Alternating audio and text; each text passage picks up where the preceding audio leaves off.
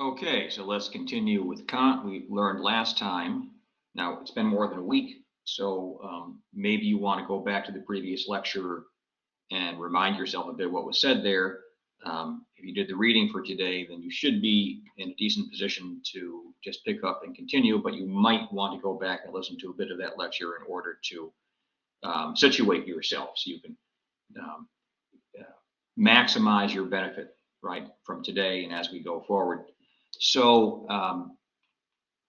we discovered that through the application of the first formulation of the categorical imperative. Now, the first formulation is act only on that maxim, which you can at the same time will as a universal law. And then he adds of nature. Okay. And by nature, he means a system of laws. So sort of built in.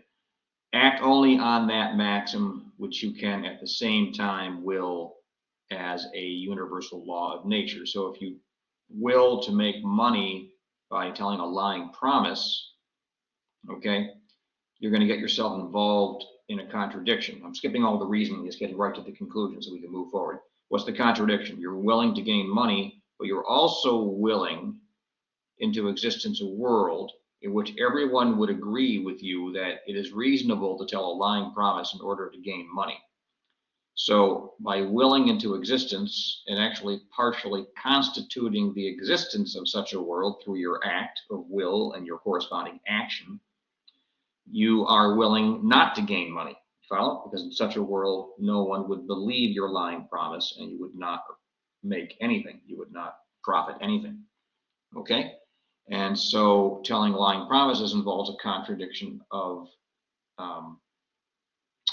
in conception, because you're willing to gain in your act of will, you're willing in one of the same act of will. This is the point. It's in the very same act of will. You are willing to gain money and willing not to gain money at one and the same time and in the same respect, right? Using the word gain in the same sense, the word money in the same sense, and traceable back to a single act of will.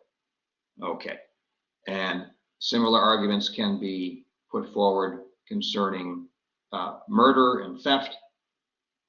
And Kant would maintain all of the elements of what we would call the natural law, or what the tradition would call the natural law. I guess you guys have inherited Kant, and so you might think of it as the moral law or morality, generally speaking. Okay? So that brings us to this point here. Kant's specific thesis is that each of us has the rational ability to formulate a complete system of moral duties. All right? So I want you to call this, or we will call this, I'm teaching the course, so I have to settle out a vocabulary. We'll call this the completeness thesis, okay? So is the completeness thesis true? Now, Kant seems to be successful, right, in ruling out lying promises. And then we can begin to hope that, thinking analogically now, maybe he can go ahead and rule out murder and theft and maybe even dishonoring one's parents and perhaps even adultery and things of that sort, right? Certainly rape and things of that sort, through the same general pattern of reasoning that when you will these actions, right, as means to gain something else, you involve yourself in a contradiction that's lodged right in your conception of the action that you will to perform, right?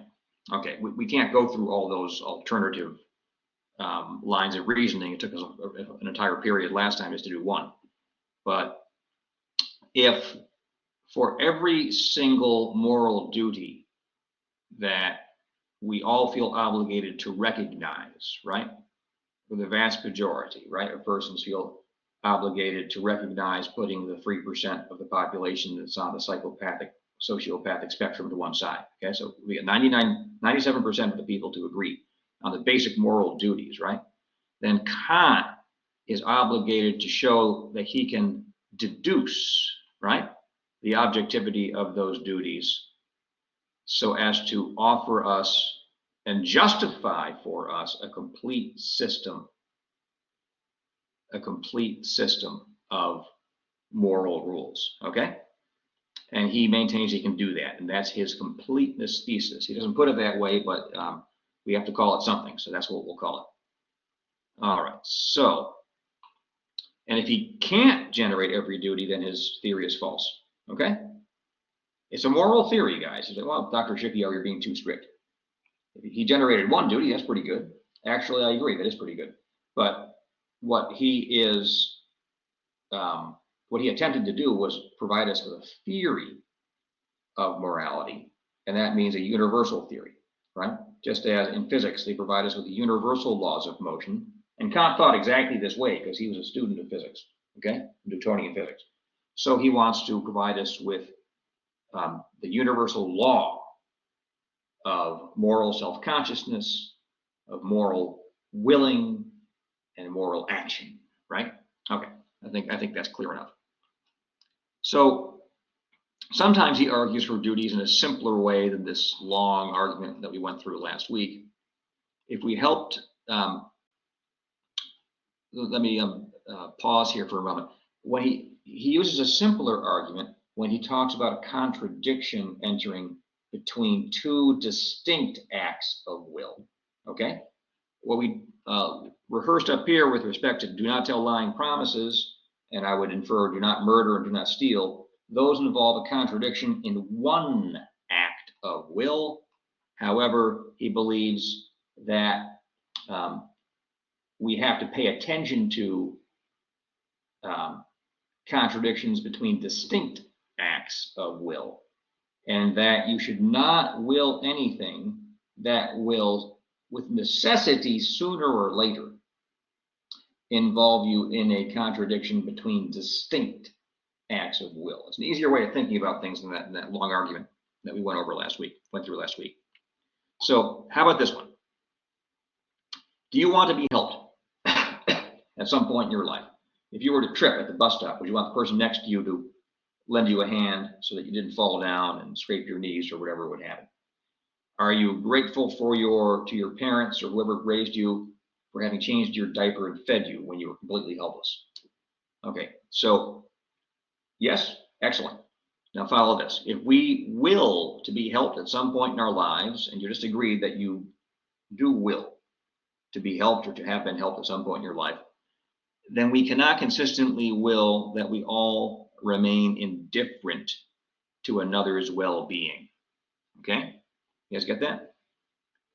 So a universal rule of like an Ebenezer Scrooge, I'm not going to care for anybody whomsoever, that doesn't work, because of necessity you've already been helped, and you're likely glad that you have been helped up to this point, and at some point in the future, probably even today, you will or at least wish that somebody else help you. Okay? And we can call wishing as a kind of act of the will of sorts. How about this? Imagine a person who is so lazy, he just goes down to his parents' basement, at the couch down there, he just lays on the couch, and he alternates between playing video games and eating pizza and sleeping, and that's the whole thing. Is that a fulfilled human life? Okay. I think most persons of sound common sense and moral decency would say no, it's not. So you might say, well, you know, maybe at the age of 20 or something like that. Even that's getting a little bit long in the tooth there for that sort of thing. Would he be leading a good life if he were now 40 doing that in his parents' basement? I think the universal consensus on that is no. And who cares about the universal consensus? The answer is no. Okay. So all of us, therefore, understand and will that we cultivate a talent, acquire a skill, gain some element of education, right? That we can then apply and use to make some kind of contribution to our society, our surrounding society, right? It's part of your sense of self-respect and of not merely possessing this abstract attribute of dignity, but enacting your dignity through work, okay?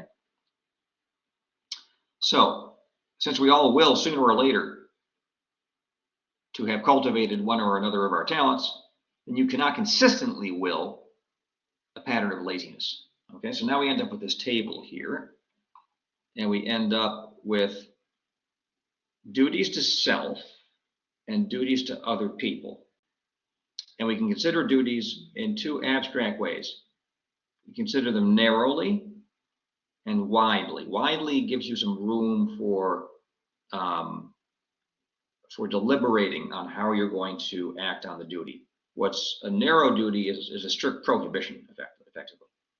A wide duty is an exhortation, or beyond that, it's an imperative, directing you to do something positive for others. A narrow duty directs you not to do certain things. Okay, so you have a narrow duty to yourself, and that is, do not take your own life. We haven't gotten through that yet, but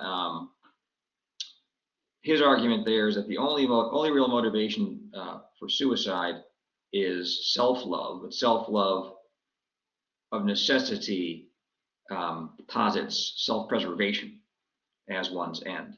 So to try to commit suicide or to will suicide involves a contradiction of willing your self-preservation and willing your self-destruction at the same time. No one has been convinced by that argument. Okay, so that's not the best argument against suicide. Some people take it up and they try to fix it, you know, and you're welcome to look at attempts. When you do your final essay, you want to work on that, I can help you find literature on that. Okay, and then there are narrow duties to others. We just saw do not tell lying promises is one of those. You can add, you know, do not assault people, do not murder, and things of that sort. And then there's a wide duty to yourself. We just went through that. You should pursue a course of self-perfection. Okay?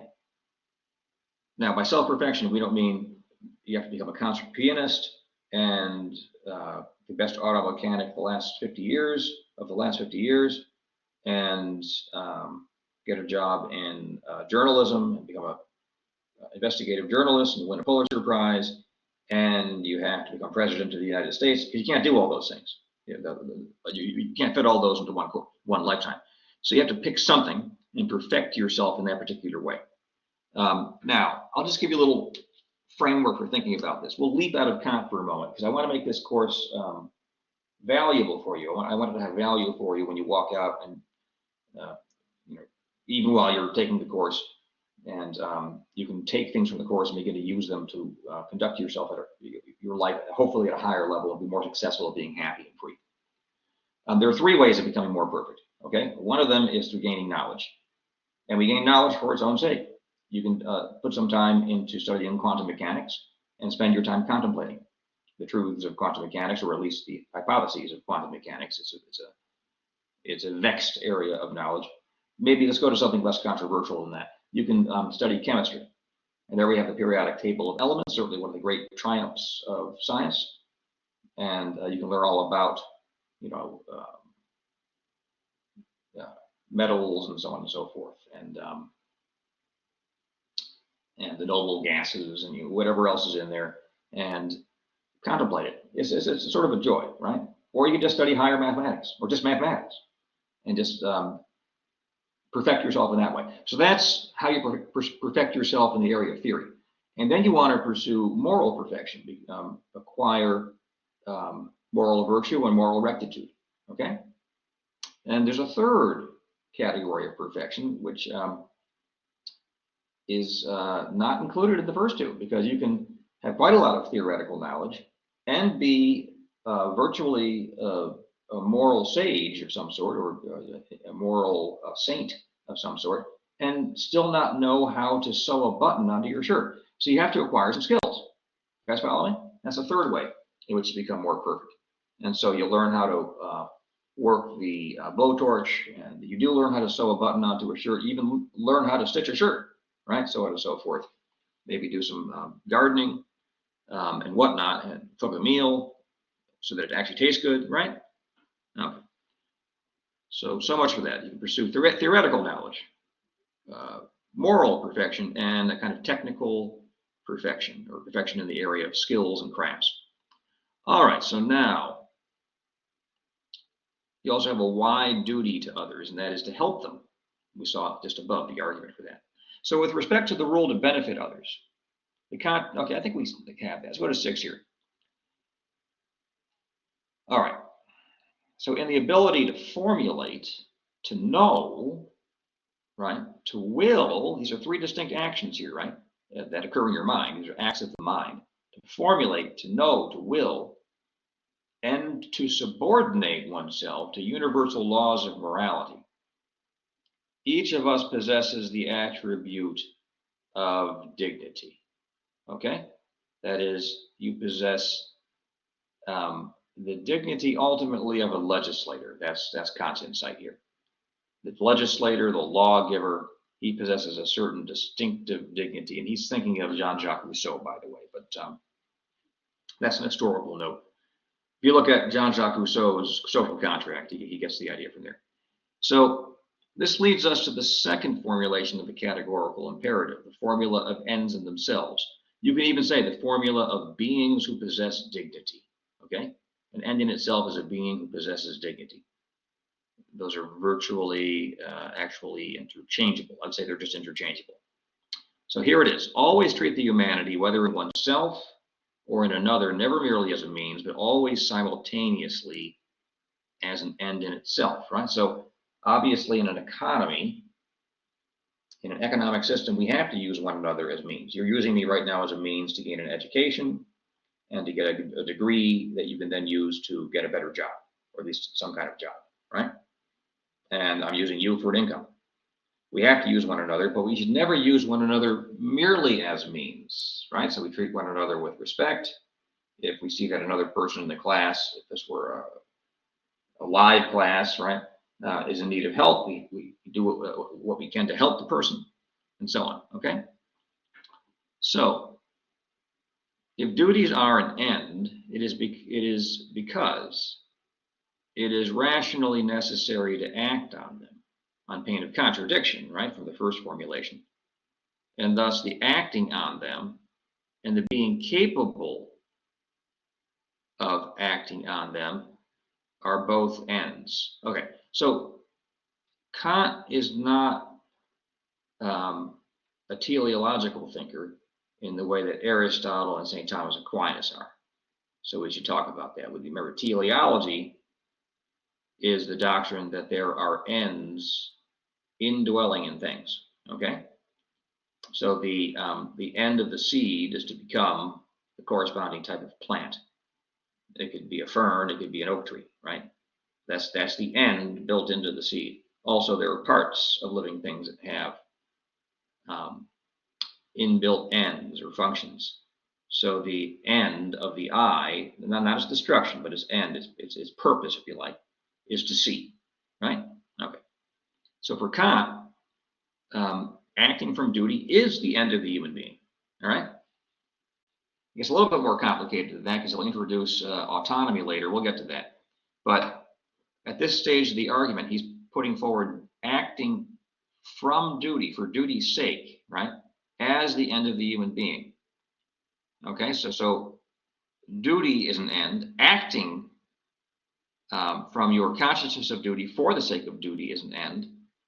And of course, you're having the capacity to do so as a kind of end, which is perfected in your actually acting from your consciousness of duty for the sake of duty. That seems to be the be-all, end-all in Kant. Acting from your consciousness of duty for the sake of duty. Okay, so his idea is that we are not mere vehicles for the realization of dutiful actions, but that we are ends in ourselves as the living process of acting dutifully. Hopefully that makes sense to you. So duty and humanity are coordinate concepts, neither being subordinated to the other. It's not like you're a means to the realization of dutiful actions occurring. You are the living process of acting dutifully, provided you are acting dutifully. It might be the living process of violating your duties or not paying sufficient attention to your duties, as best as possible too. And it happens to all of us, right? So the second, which is not to excuse it, it's true. The second formulation is supposed to have the same meaning as the first. Okay, so pardon me. The second formulation here, always treat the humanity, whether in oneself or another, never merely as a means, but always simultaneously as an end in itself. He says this has the same meaning as the first. Well, hold on a second. How can that possibly be? All right. In the first formulation, we encounter the words universal, law, and in the longer formulation, nature. Okay? In the second formulation, we encounter the concepts of humanity, of means, and of end. Okay, these are different sets of concepts. Universality, law, and nature on the one hand versus humanity, means, and the end on the other. So they can't have exactly the same meaning. So what he perhaps means is that there is a relationship of necessary implication between the first and the second formulations. And that's what I've been trying to explain. Since the first formulation, if we grant the first formulation the categorical imperative, then we arrive at a concept of ourselves as moral legislators, as self-sufficient to legislate a morality for ourselves and others. And by the way, everyone has to legislate it in the same way because it's the same rational method that everyone is obligated to employ, because you are a rational being.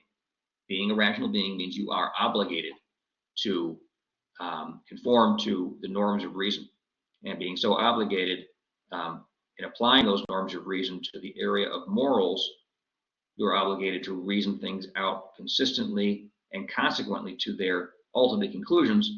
And since everybody's obligated in the same way, those conclusions have to be exactly the same for everyone. No one gets to have their own morality in Kant. Sometimes people walk away thinking that's the case. It's not even close to being the case. It's the exact opposite, actually. Okay. Okay. So if Kant's conception of rationality at the basis of morality is correct, then we are in fact legislators, right? He has to have his completeness thesis too going, right? If we grant that one can legislate a complete system of laws for oneself and all other human beings, and one does possess the dignity of the legislator, and one is an end in himself, and therefore the second formulation of the categorical imperative follows, okay? So the meanings aren't the same, but they do imply one another. So his further thesis is that they always produce the same moral conclusions. Okay, now this is a difficult one. Let's think about this. So it's always better if we could, unfortunately this is a distance learning course, so we can't break you guys into groups, have you talk to one another, but here, think about this and then come up with an answer. And you can talk about this in your discussion board. This is where you'll have the opportunity to interact. So if I am an army general, I can justify sending a small band of soldiers on an effective suicide mission for the sake of preserving the whole remainder of my army. I can even tell them that it is a suicide mission and ask for volunteers, right? Thus, the specific end I will is compatible with what would obtain in a world R in which my maxim has been converted into a universal law, right? So for the sake of winning the war, recruit soldiers for a suicide mission. They know exactly what's going on and they volunteer for it. And there's no breach of morality here because these are professional soldiers or drafted soldiers. In any event, they have an obligation to defend their the motherland, right, the country. And they were given full knowledge of what's going to happen, and they acquiesced. Okay, so there's no contradiction if we apply the first formulation of the categorical imperative. That means you could will this as a universal law, and there's no contradiction. But if I reason about the morality or immorality of ordering the suicide mission from the standpoint of the second formulation, then I stub my toes against the fact that I'm using these soldiers as mere means for the preservation of other human lives. Even if they volunteers, right, they end up using themselves as mere means, thus only compounding the problem. So why don't you hit pause for a second and just think about it and ask yourself if there's a way out of this problem for Kant, okay? You just take a minute, 2 minutes, whatever. If you want, jot down some notes and prepare yourself to make your discussion on the, pardon me, your contribution on the discussion board, all right? Okay. All right, so you're back. Is there a way out? Is there a way out? Okay. Maybe if we understand the act of sacrifice, and it's a big maybe here. if we understand the act of sacrifice for another not as a mere means for that other, right?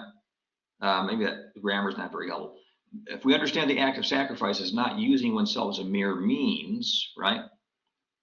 But that act of sacrifice as an act in which the moral status and dignity of the sacrificial agent shines forth most clearly and reaches a kind of unsurpassable perfection, right? And this is something we do admire. You know, we have the model of the captain going down with his ship, of the soldier sacrificing himself for his fellow soldiers, right? Of the father throwing himself under a train to save his kid. We admire sacrifice as part of our moral tradition. And this is a Western civilization, and Christianity is the sort of the defining essence of it. And there's Christ on the cross, right? So there you have a sacrifice. And prior to Christ, there's Socrates. And maybe that wasn't self-sacrifice, but he certainly was scapegoated. So could one then justify ordering a suicide mission by appealing to the dignity of the sacrificial agent? Okay. So in that case, the volunteers, of course, would be using themselves as means, but maybe constituting themselves as perfected ends through the sacrificial act. Okay, do you follow what I'm saying? Now, so you can think about that. One can object to this way of saving Kant and say that, well, no, because the sacrificial act, this is an act of sacrificial love, is what it is, right? Love is goodwill. Just leave it at that. It's not a mushy feeling. I mean, we use the word love to refer to a mushy feeling, but in moral philosophy, love means goodwill. So if some soldiers perform an act of sacrificial love, one could object now, that's precisely exactly what Kant can't account for, because one is not permitted to use oneself as a mere means for others, because in that precise instance, one is not treating oneself as an end. One is emptying oneself, if you like, of the status of being an end and making oneself a mere means for others. Okay? So I think maybe you can appreciate now, this is a very difficult site within Kantian theory. And maybe if you squeeze it a certain way, you can make this work, and maybe it's just going to fall apart. So if you compare Kant now to Hobbes and St. Thomas Aquinas, for St. Thomas Aquinas, love is ultimately the perfect virtue, okay? And the virtue is made perfect through love. Remember, with Aquinas, the natural law, obeying the natural law helps you cultivate the virtues. And the cardinal virtues, what we today think of as the hard virtues of justice, fortitude, temperance, and prudence isn't hard, but it's sometimes it can be, but prudence is a matter of just steering the ship in the right direction. But love enters at a higher level for Aquinas. One receives that as a kind of gift from the first principle of reality that infuses that virtue in one. One's related to nature, one's related to the supernatural. One gains things from nature, one gains things from the supernatural. And the superlative virtue, which is above the hard virtues and prudence, is that of love. Then he has faith and hope. Okay? For Thomas Hobbes, we saw that all virtue vanishes in favor of and is replaced by enlightened self-interest. Okay? You guys follow? And now in Kant, it could certainly appear that sacrificial love has again been sacrificed. So looking at the long history of ethics, okay, we have this virtue ethics, history of virtue ethics from Plato through Aristotle, through the Stoics, and then entering into St. Augustine and Aquinas. St. Augustine and Aquinas say, well, we have to get the metaphysics right. And the metaphysics includes a supernatural entity. And both of them think you can deduce that on the basis of reason.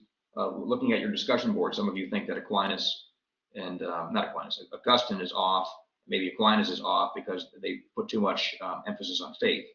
Actually, in the arguments that we've looked at from them, they don't put any emphasis on faith.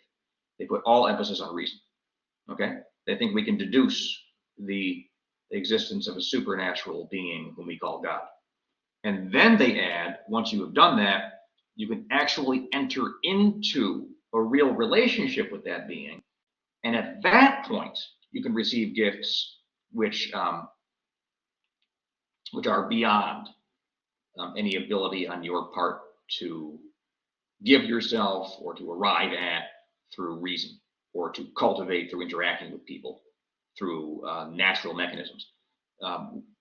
They argue that you can receive basically faith, hope, and charity, and then the gifts of the Holy Spirit and the fruits of the Holy Spirit. There's a whole huge discussion there we can't get into in this course.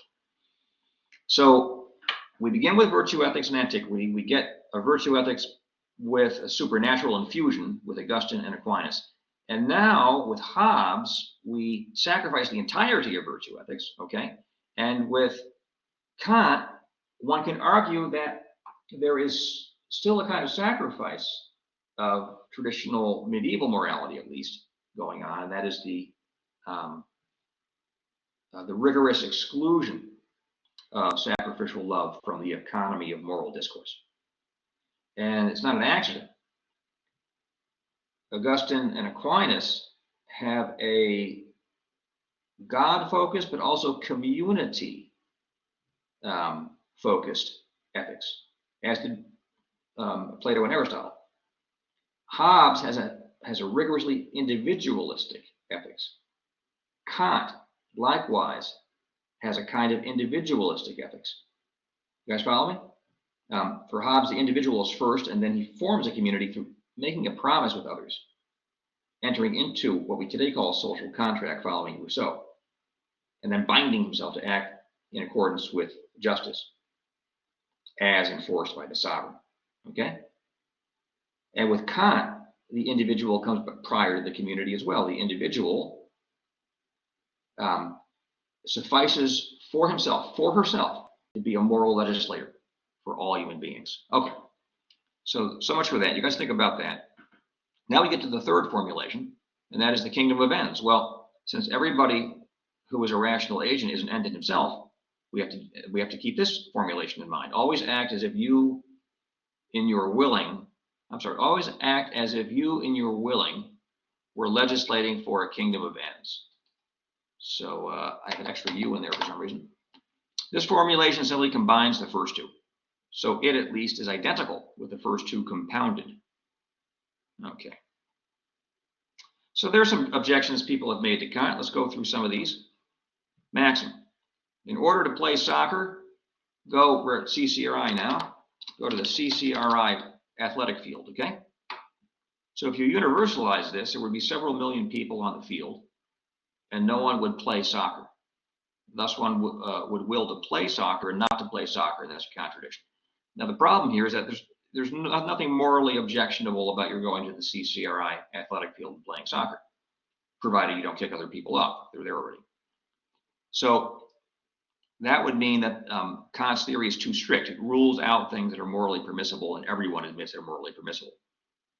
So there's a rebuttal that Kant can make, or you can make on behalf of Kant. Only maxims that do not refer to specific places and times can be evaluated for their moral quality. So we would have to reformulate this. In order to play soccer, go to a soccer field, or you can even add an unoccupied soccer field, okay? All right. So another objection. One could rob a bank to help one's mother pay off her house. You can think, okay, I'm going to help my mother pay off her house, and that's what I'm doing. So by simply redescribing the act of robbing a bank, one can conclude that robbing a bank is morally permissible. Yeah, but that's you're robbing the bank as a means to the end of paying off your mother's house. So this is mere sophism. And in any event, one must evaluate an action. One must test an action by evaluating all the relevant maxims that describe the action. Okay? You want to say, no, I'm not robbing a bank. What I'm doing is itself helping my mother pay off her house. Okay. Yeah, but that's obviously sophistry. And in any event, one has to live in reality and describe the action completely, right? If you describe it completely, then you will describe it as an act of robbing a bank, and then it will come out. It'll come out impermissible. All right. On all three formulations. The second formulation is the easiest one to use, because as soon as you start using people as mere means, you know that you have run afoul of morality. Okay. So next observation, to act on your conception of what reason demands. So we're beyond the objections now. Okay. So the first objection was that it's too strict. It rules out things that are permissible. The second objection was that it's too permissive. It rules in things that are impermissible, but I think those objections don't really work. So to act on the real objection that we've confronted is that it rules out sacrificial acts of sacrifice, sacrificial love, sacrificial goodwill. Let's move on to this. To act on your conception of what reason demands, non-contradiction and the recognition of infinite status, or the infinite status of beings who can legislate for others, okay, that's to be autonomous. Note that, okay, because now we have an important new concept here. Concept of autonomy, which we don't encounter in our previous philosophers. To be autonomous is to be self-governed and self-determined, not in accordance with an arbitrary morality, or it's one and the same morality for everyone, but you are the person legislating it for yourself and others, okay? And you might say, well, how am I legislating it for others? Well, it's binding on them, and they themselves, binding on them whether they will it or not, is what that comes down to, okay? And then if they act morally, that'll be a matter of their doing their duty from their consciousness of duty for duty's sake, okay? All right, you can still legislate for them, but whether they act morally or not is on them. So to voluntarily act on a desire, that is a desire, you know, you might desire to eat a second bowl of ice cream, or a momentary fear, you might go ahead and turn in your neighbor because the government told you to turn in your neighbor if he or she was wearing an orange T-shirt, and they've outlawed the color orange, right? And you're afraid that if you don't turn them in, that the cops will come get you. Or you act on unreflective anger, and here's where Kant is quite controversial, and it seems to resonate with what we said before. Even if you act on unreflected love, or unreflective love, or unreflective confidence, or hope. You think back to our lecture on St. Thomas Aquinas and the emotions. If you act on those emotions without a rational calculation, that's to be heteronomous.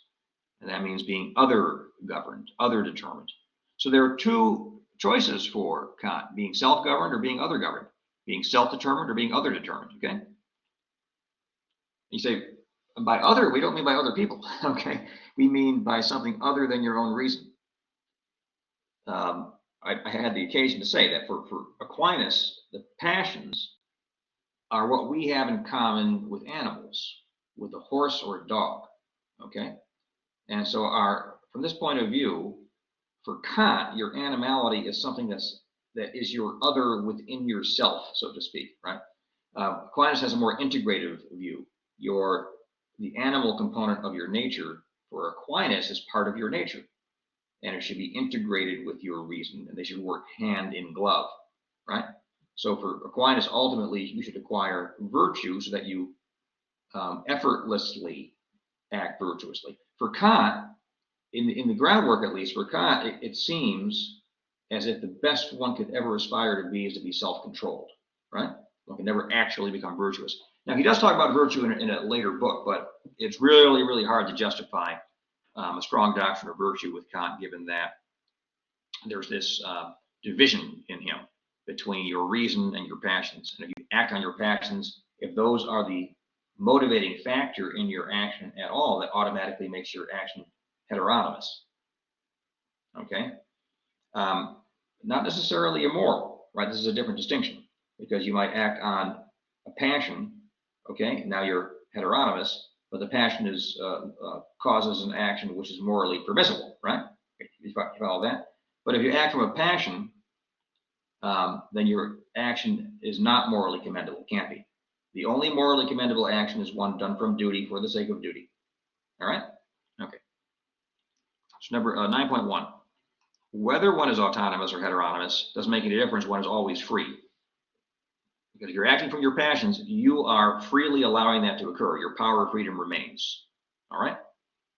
You say, well, what about persons who've been who got involved in a cult and their minds are so completely destroyed that, well, that's that's a technical case, and maybe it is possible to take people and so condition them through basically a kind of rape of the mind that one ends up with somebody whose faculty of freedom has been reduced to a kind of minimum.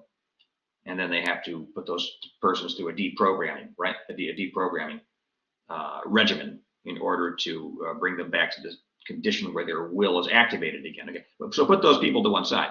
I'm talking about you people.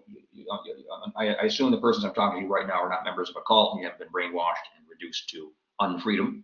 So with respect to you and me, even if we choose to act from a passion, that's a free act. You have to choose to act from a passion, or minimally, here's a word for you, you have to consent to it.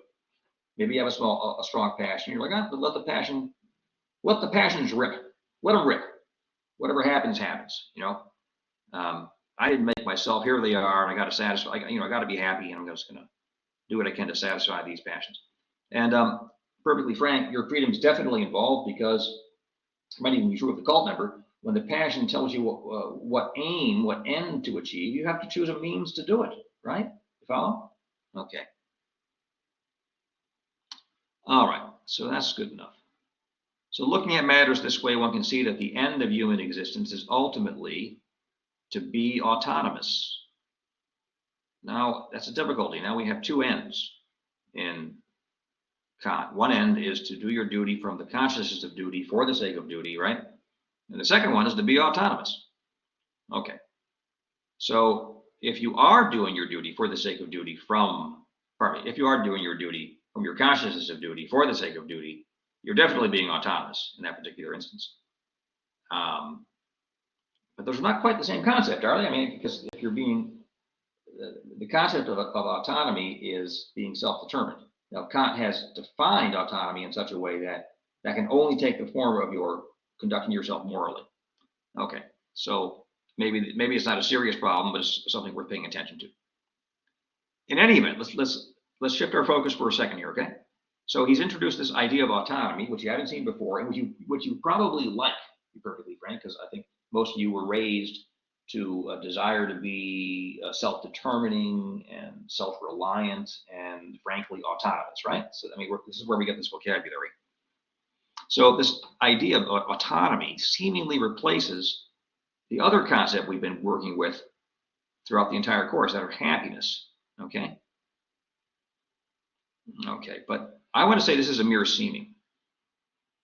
One must reply that autonomy effectively takes up and narrows Aristotle's concept of species flourishing, insofar as it involves the excellent functioning of reason. I mean, what was happiness for Aristotle?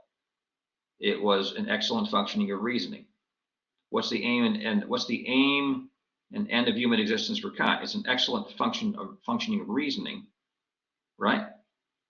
Okay, that makes one or enacts autonomy. Okay, so for Kant, if you're reasoning in a way that exhibits the virtue of reasoning well in morality, then you are enacting your autonomy. You are living out your autonomy. Kant would say that if you are engaged in a virtuous or excellent functioning of reasoning, it doesn't make you autonomous. So that concept gets left out of Kant. Okay. Excuse me. That concept gets left out of Aristotle. Aristotle would say that if you're engaged in an excellent functioning of reasoning, that doesn't make you autonomous. That is not a concept he uses. He has no idea. Aristotle would not allow that anybody is on his own, or anyone whomsoever could be a universal legislator for all persons. At best, Aristotle might say the wise man could be a universal legislator, in a certain sense is, because he's the model for everybody. Okay? Kant has a more democratic concept. Anybody can do it. So when Kant subordinates happiness, what he means is happiness understood as the satisfaction of all of one's inclinations. So he redefines happiness. He simply redefines happiness, and then makes that subordinate to autonomy. Okay, so Aristotle would agree with him on this. Simply satisfying your inclinations, that is definitely subordinate to an excellent functioning of reasoning, right? An excellent functioning of reason. Okay, so Kant has not really discarded the Aristotelian or Thomist concept of happiness. It just looks like he has. So he argues that if an end cannot be achieved, then it cannot be one's natural end. Okay, let's look at this. So he argues now happiness cannot be achieved. Well, as the satisfaction of all one's inclinations, that can't be achieved, right? So by parity, I'm sorry. So therefore, it cannot be one's natural end, right? Happiness cannot be achieved, so it can't be your natural end. Well, if beavers couldn't build dams, if they simply were incapable technically of doing it, then it would not belong to the nature of a beaver to build dams. It happens to belong to the nature of a beaver to build dams, right? Okay. If birds couldn't fly, look, how about a lion? Does it belong to the nature of a lion to fly? No. He can't fly, therefore it is not his natural end or part of his natural end. If we can't be happy, it's not part of our natural end either. I think that's clear enough. So here's the difficulty. Kant also holds that moral perfection cannot be achieved. So I might even put that in bold for you there, because that's a pretty important feature of his doctrine. We can move towards moral perfection indefinitely, but we never actually achieve moral perfection. That is a feature of his doctrine. And that seems to be a necessary feature of his doctrine, because we can never master our passions for Kant, right? The passions are always resisting us. At best, we can be self-controlled. We can become better at being self-controlled, but we can't become virtuous. Okay, so by parity of reasoning, Kant now is committed to the conclusion that moral perfection is not one's natural end. Okay, so if moral perfection is not one's natural end, then apparently acting from one's consciousness of duty for duty's sake and doing so perfectly, right? That's not your natural end either, and therefore autonomy is not your natural end. But he asserts that in fact these things are or they're all part of one's natural end, or the various formulations for the same thing, really, right? If we're going to try to make Kant work and ignore my original questions and possible objections. So he ends up with a contradiction, right? That this is our natural end, but it can't be because we can't achieve it. So another consequence is that our species would have, okay, let me put this in its own paragraph here. A second consequence is that our species, in fact, would have no natural end at all. Okay, we can't achieve happiness, we can't achieve autonomy, we can't achieve anything by nature, nothing, right? No mode of perfection is available to us, period, right? This is the position of nihilism. And we'll take that up later with Nietzsche. Okay, guys? We have no natural end, and therefore the pursuit of such a thing is really self-deception. Okay, we'll get to that later. So 11, in part 3, he attempts to show that we are in fact bound by the moral law because we are in fact conscious of ourselves as free. And that freedom requires some structure, right? I emphasize that concept. It requires some structure if it is to be anything at all. The idea of a structureless act of freedom is incoherent. There's no such thing as, in and of itself, structureless. What would that mean? It has no meaning, okay? So we are conscious of our freedom, he continues. Freedom requires that we submit ourselves to the moral law. Thus, we are bound by the moral law. Simple as that. That seems to be his argument. In the groundwork for the metaphysics of morals, that's his argument. Follow it again. Are you conscious that you're free? Take your left hand and raise it up and down. Okay, so now you're conscious that you were free in raising your left hand up and down. And in order for that freedom to be real, it has to have a law governing it. Okay, and that's the moral law. And so you are subject to the moral law. Done. Okay. Now, this argument has been objected to many times. Problem, Kant himself recognizes this later, is that the consciousness of freedom may be illusory. Okay. We may appear to be free while really being determined by impersonal forces. the four fundamental forces of physics, psychological laws, social conditioning, or something. Okay. So he replaces this argument in the Critique of Practical Reason, that's another moral treatise he writes, by arguing, as it were, in the reverse direction. So here's how he argues in the Critique of Practical Reason. I didn't give you that reading, but I'm giving you the information so you can know how he develops his theory. So he starts now not with the consciousness of freedom, but with the consciousness of law. Like you all have a conscience. You're aware of what's right and wrong. So you're conscious of the law as binding one to do what is in one's duty for the sake of duty. But you can only do your duty if you're free, right? You can only do your duty if you're free. So we're compelled to infer that, in fact, we are free. Since you're conscious of your duty, and since you're conscious that you ought to do your duty, and since if you ought to do something, then you can do it. Otherwise, it makes no sense to say that you ought to do it. I can't say you ought to fly to the moon or something, because you can't. But if I say you ought to treat your mother with a certain degree of appreciation, given what she's done for you, that is something you can do. So ought implies can, and therefore you, in fact, are bound. Pardon me. Therefore, you, in fact, possess the faculty of freedom. Otherwise, you wouldn't be able to act from duty for the sake of duty. Okay? All right, so this might look like a little bit of a trick, but in my modest opinion, I'm just one philosopher of thousands, I think the argument actually works. If we are conscious of a necessitation, then we must accept the necessary conditions for our conforming to that necessitation. We are conscious of the uncompromising necessitation of the law, so we must grant that we can actually conform to it. Okay? All right, so much for that. So one, of course, can continue to entertain theoretical doubts about freedom, but curiously, we cannot ever really take those seriously. The demands of morality are prior to those of theory. All right? Compare the duty to obey the Lord from the Christian tradition, love the neighbor, so on and so forth. This is higher than one's duty to understand these duties prior to acting on them. Okay, so some people have said that Kant is basically a Christian. I think that's basically wrong. I mean, because there's nothing in his doctrine which requires him to recognize the Holy Trinity or the Incarnation. All right? So no, he's not a Christian. But is he influenced by Christianity? Yeah, you bet, absolutely.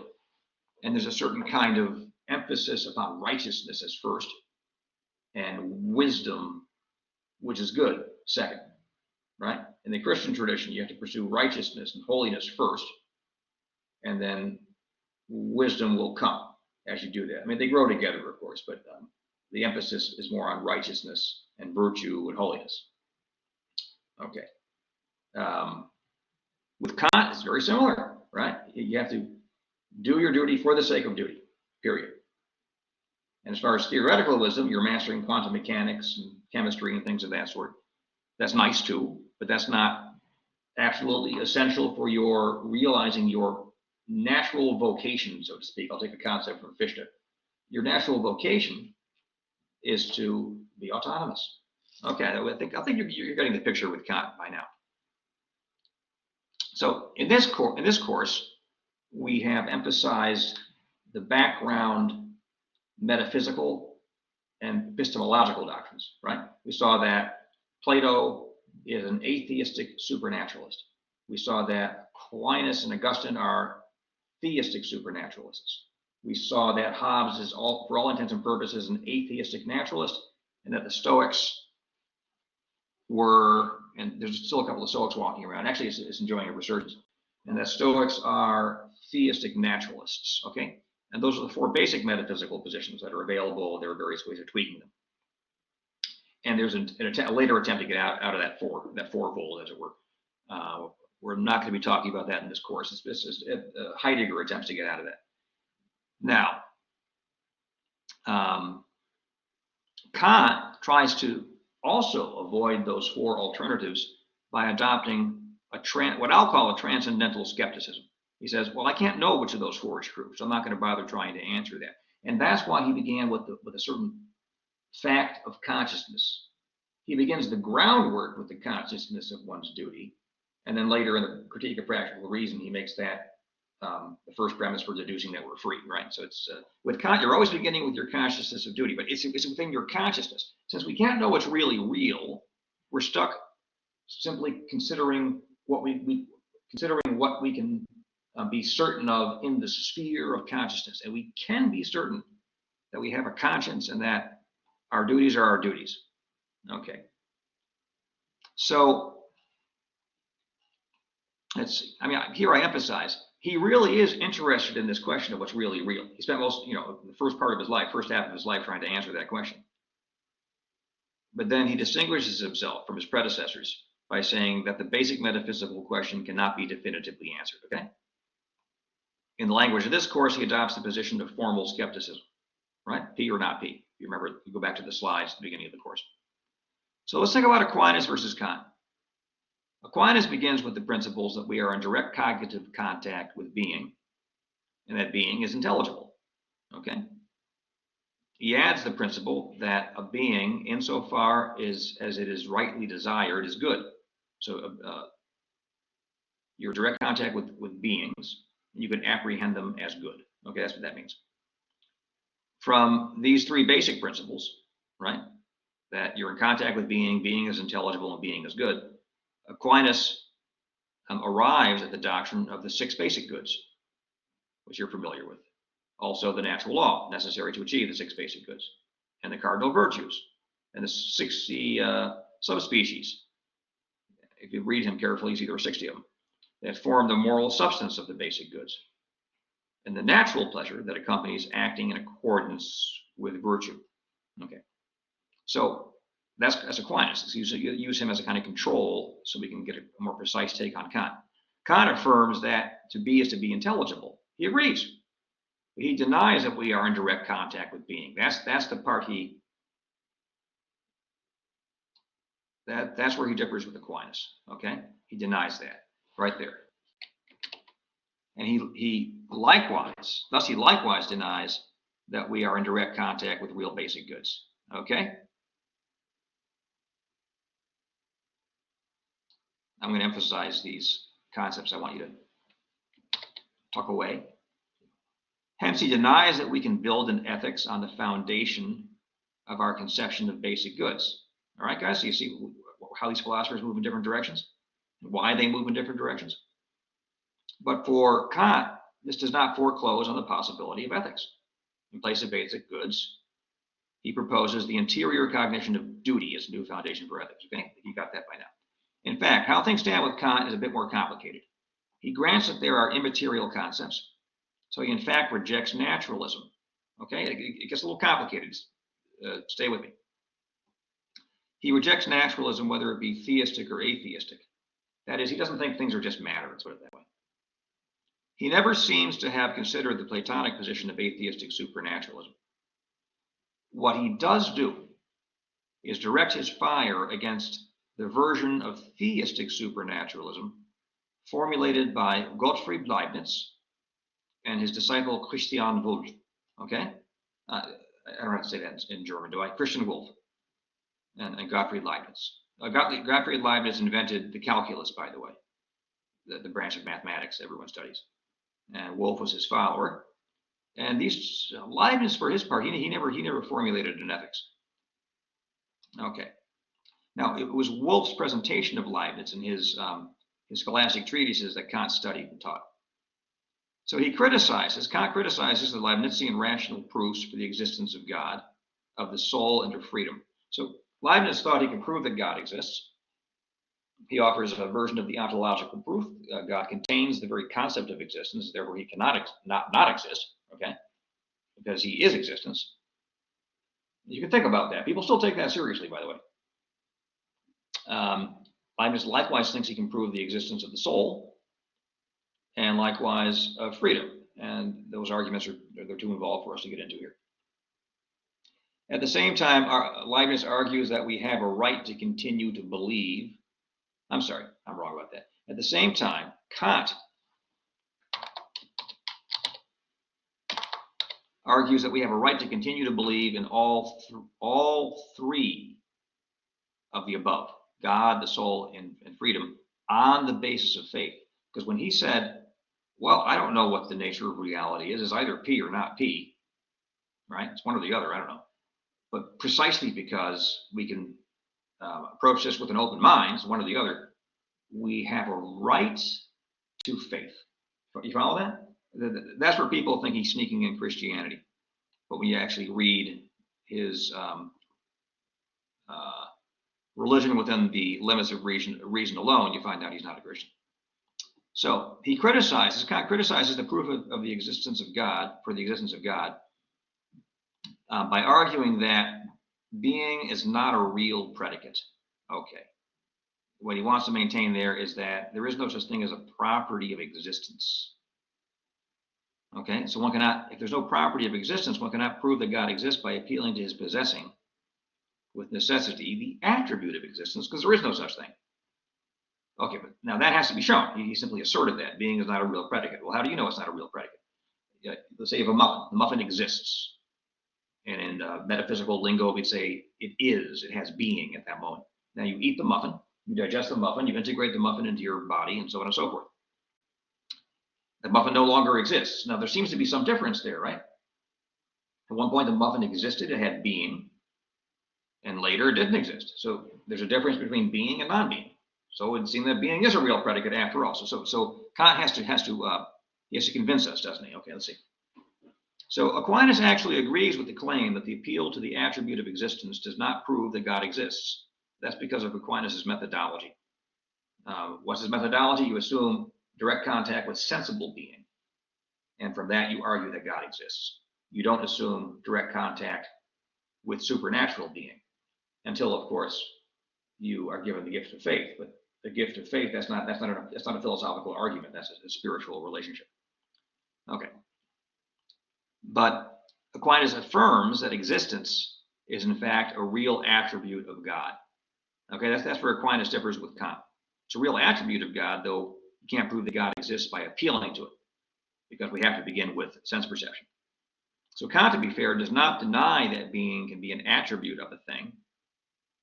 He denies, well, it sounds like I'm getting myself involved in trouble here. Let's see. He denies that being as a predicate adds anything to the concept of one's thinking. Okay, so pardon me. I have to backtrack. One can argue that Kant. There are different ways of looking at this, because in the Kant literature, one can take it one way or another. Let's look at it this particular way, which is going to contradict what I said before, so I beg your pardon. One can argue that Kant does not deny that being can be an attribute of a thing. What he denies, right, is that you can use being as a predicate, and that would add anything to one's concept, to the concept that one is thinking. He says, for example, you can think of 100 units of currency. You are thinking of 100 units, each of which has the characteristics of being a medium of exchange and being a claim on goods or services. That's what money is, right? Those two things.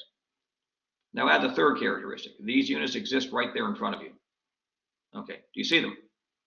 You were thinking of the concept of 100 units of currency, and now you're adding the concept of their existing right in front of you, and they're not appearing right in front of you.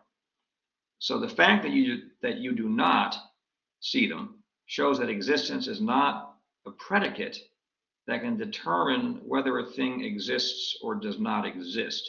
Well, I guess thank goodness, because I could imagine, a hydrogen bomb actually going off right now, right, in existence, and thank goodness I can think of that, and that doesn't happen. But a predicate, such as being a medium of exchange, is such that predicating it of the concept of currency produces genuine knowledge. Okay. All right, so we can form concepts, and by adding the concept of existence to an existing concept or a concept you're entertaining, nothing is added to your knowledge, right, of what you're entertaining, and nothing is changed in reality. Okay, let's see where this goes. Here's my reaction to this. This objection does not address Aquinas and his arguments for the existence of God. Aquinas agrees that one must actually demonstrate that God has the attribute of existence, right? He refers to facts drawn from sense perception to do so. So Aquinas does not think that you can simply think of God as existing and poof, you know that he exists. Just as little as he thinks that if you think of a gold mountain existing, the gold mountain exists. Okay. So, for example, in the third way, Aquinas has 5 ways to prove the existence of God. In his third way, he observes that there are things that can both exist and not exist. A given tree exists, but one day it will die or be cut down and no longer exist. But then he asks, can everything be this way? Okay. This is like asking if it is possible that everything, I mean, all of reality, at once not exist. Can all of reality blink out of existence? Okay? If this is a genuine possibility, that at some time in an infinite past, and emphasize the concept of infinite here, then everything would have been actualized, or everything would, there's a problem with the grammar there, but in an infinite past, every possibility would have been actualized, right? Including the potentiality not to exist. So that's where I didn't include that. Including the potentiality not to exist, right? But if the potentiality not to exist, let's see, were actualized in the past, then nothing would exist right now, would it? Because nothing comes from nothing. If the world blinked out of existence, it would no longer exist. That would be the end of the game. Okay? But look around, the world clearly does exist. So it cannot be the case that it is really possible that everything at once did not exist. Sorry about the typos here, though this was in line. So since all beings are such that they enjoy the possibility of not existing is false, the contradictory is true, namely, there is at least one being, one, that is such that it is impossible for it not to exist. That has to be true, given the previous argument. And that means that there is a being that exists with necessity. And this we have traditionally called God. Okay, so this argument over here, this is Aquinas' third way.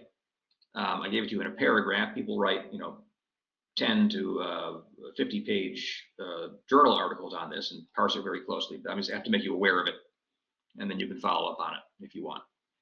So now Kant does address the concept of a necessary being in his fourth antinomy. So now, what's an antinomy? An antinomy is two contradictory judgments placed side by side. For example, God exists and God does not exist. Okay?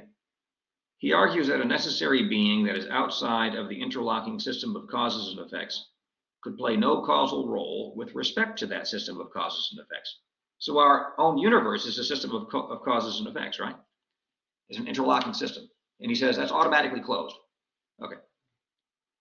So there's an obvious reply to this. Kant simply overlooks the concept of a being that exercises a higher order causality. You could distinguish between that causality which creates the entire system of interlocking causes and effects, and then the finite causal powers that are exercised within the interlocking system of causes and effects. Kant seems to have ignored that distinction, which is a little bit puzzling, but he did. So the creative causality is the primary causality, through which things that do not exist through themselves are made to exist. Now, secondary causality is that through which dependent beings condition one another's existence. So the assertion that the primary cause, that which generates the very existence of the entire order of the secondary causes, cannot play a role in the causal order, is based on the failure to draw a simple distinction between primary and secondary causation. Okay? It is true that the primary cause cannot act as a secondary cause. I want to grant Kant that. That's true by definition. From that, it does not follow that the primary cause cannot act as primary cause. That doesn't make any sense. This would be like arguing that since a husband cannot give birth to a child, he cannot be a natural parent. That's ridiculous, right? So there are two ways of being a natural parent. One is being a father, and one is being a mother. Okay. So I have more stuff here, but I think we're basically out of time, so I'm going to call it quits. I'll send you this document. You can look at this further consideration of Kant's attempt to demonstrate his skepticism. I mean, why did I go into this here? Because Kant is trying to substantiate his transcendental skepticism. Okay? By transcendental, he means that he's going to consider himself merely with what's necessary for our experience being possible, right? Without getting involved in trying to settle metaphysical disputations or metaphysical controversies. He says that can't be done. But I know I have experience, right? I do have experience, and therefore certain things have to be the case in order for me to account for my experience. And that's what I'll restrict myself to. That's Kant's whole revolution right there. All right? And I'm saying his attempt at doing that doesn't really work. Okay? But now I can't do that in a fully convincing way because I don't have enough time to do it.